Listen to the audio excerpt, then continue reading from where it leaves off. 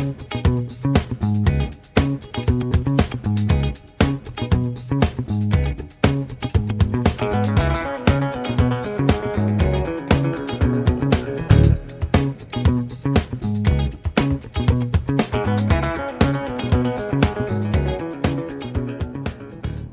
morning and welcome to Occam's Razor, Gardening, Cooking, and Canning.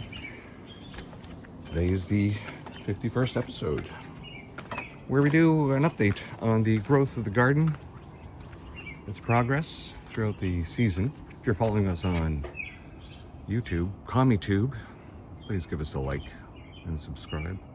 But we'd rather you follow us on Rumble and subscribe there.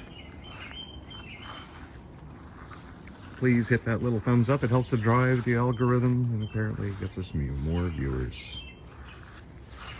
Well, the raspberry bush continues to be harassed by the Japanese beetles.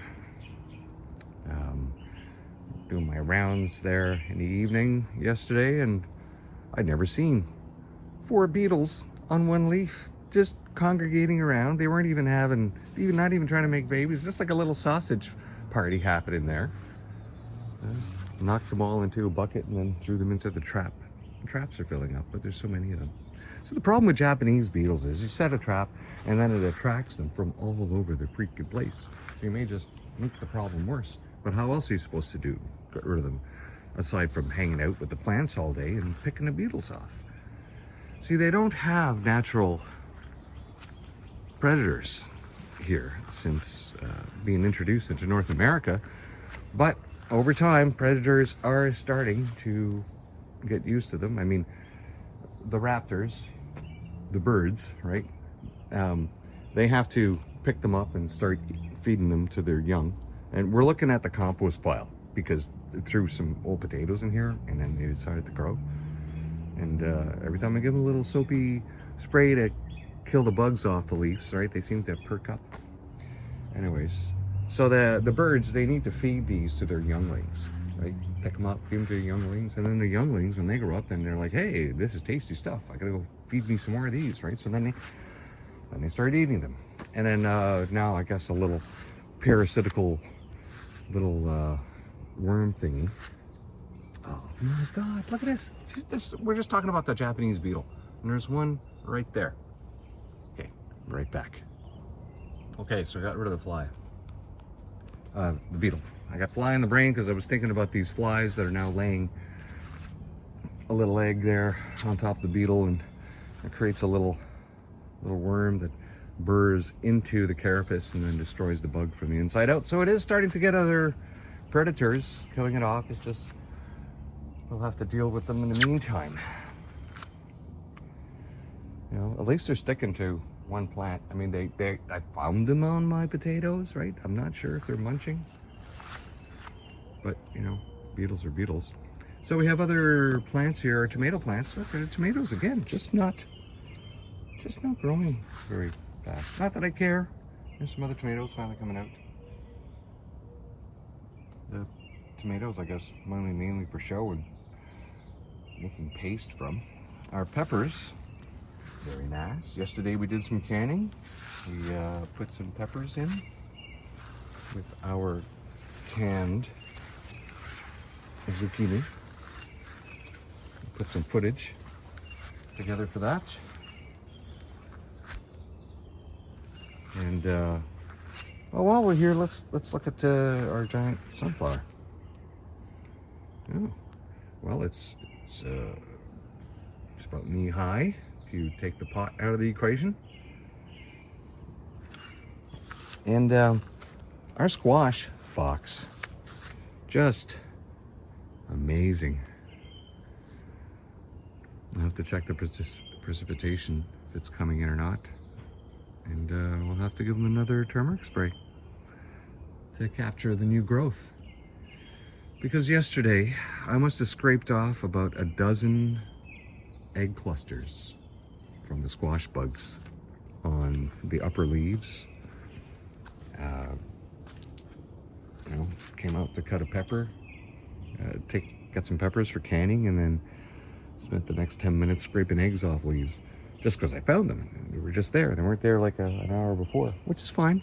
At least I found them. And I've shown this in past videos. They'll either lay them on the stem as a series of eggs, or they'll just cluster them on top or underneath the leaves. Typically underneath, makes it harder to find. But luckily, it's usually in the upper leaves as a squash continues to grow, because they want visibility. I mean, they're out there saying, hey, look at me, right? And then they attract the opposite sex, and then they get together, and then they lay some eggs, and then of course they're out there. So while one bug's smoking a cigarette, the other one's dropping eggs on the leaves. So, well, our squash is just doing fantastic. Much better than last year. Maybe because last year I didn't pay as much attention to them. Let's go deep into the leaves and see if we have some new squash.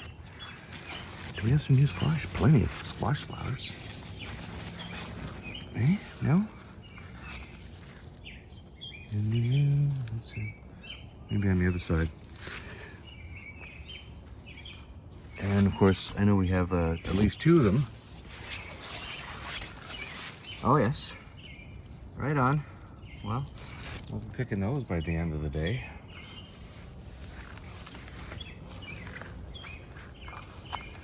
I wish they got a little longer though. But that's okay. From the ones I cut yesterday, there's hardly any seeds when they get that wide. Very nice squash. Very nice squash. Well, I figured with the ones I cut off yesterday, the plan would be like, okay, let's start producing more. Well, can't do that unless the pollinators are doing their job. And look, I'm out in the garden this morning. No bugs.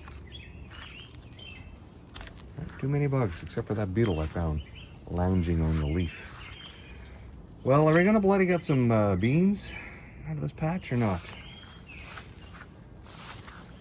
I mean, some beans here, right? But this is the only plant that's been giving me a few beans. And other than a handful a week ago, I haven't had enough to eat off these plants.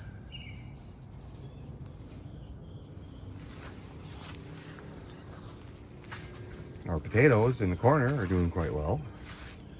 The black flea beetle persists. It's inescapable.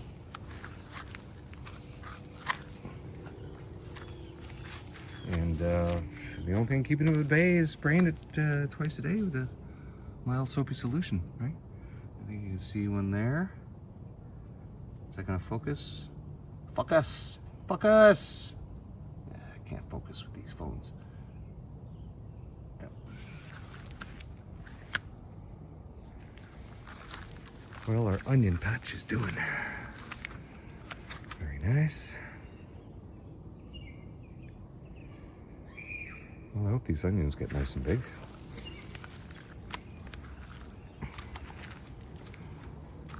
Like this one here, you can see he's doing rather well. But when these are harvested this month, the next batch will go into harvest in the fall. And then the ones that are too slow to go will stay over winter. All right, well, let's look at our front squash box.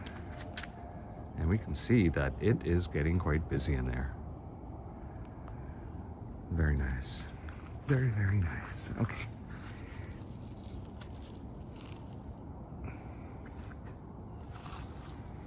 Well, the plant is getting enough water because the new growths on the ends are a little flexible. Wow, what a deep, deep, dark, healthy color. All right. Well, let's go in the front and have a look at Butch. Well, here we are in the front. You can see our these little seed balls starting on the end of these weird shoots sticking out. That's what I get for feeding it food. Well, let's go look at the front here at our Front box, as usual, with the lavender, the hosta, and wow. Well, Butch, you better hurry up, because this plant here is getting ready to fruit. After that, all bets are off for you.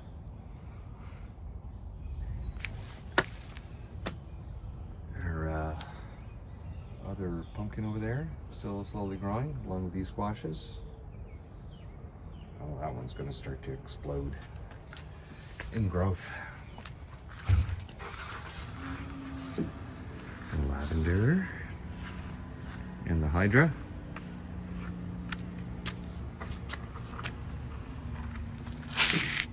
And I see the morning glories continue to threaten the surrounding plants, but I've not latched onto them yet.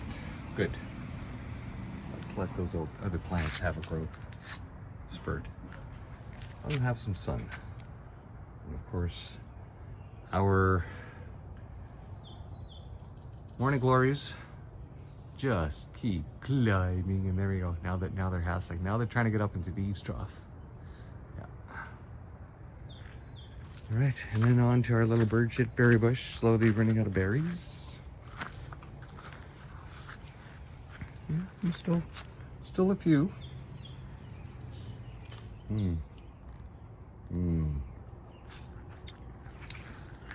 Oh yeah. Kind of like a berry grape flavor, eh? Very nice. Well, if you hung out to the end, I really appreciate. And please give us a like and a follow. And we'll see you next time. Bye-bye.